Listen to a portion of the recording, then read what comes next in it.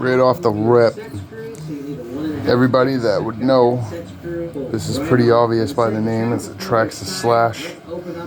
It's a little bit different than box stock. I spent a little bit of time into it, trying to jack it up a little bit. Real simple.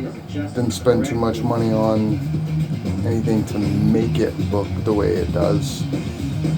There is a little bit of time and funding in the electronics, but that is a set of B-block wheels that I got off my Everest 10 that I never ended up using.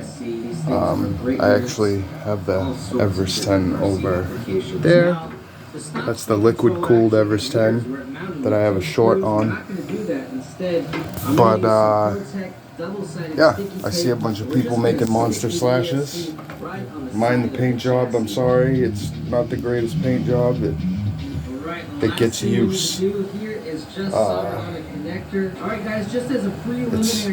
pretty much the body that's jacked up. It's not anything to do with the suspension. Show it real quick.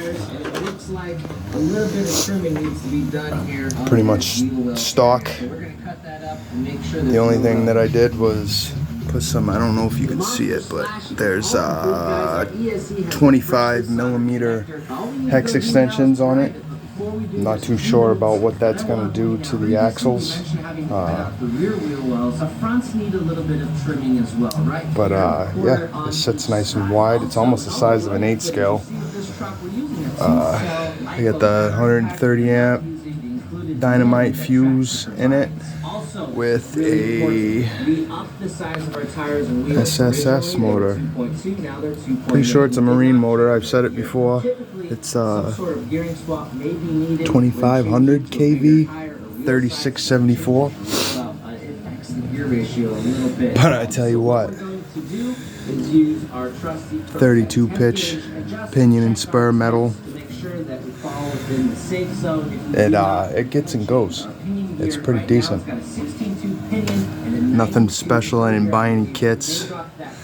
All I did was grab some plastic parts from a Tamiya TT02 that I had left over. Jacked it up a little bit.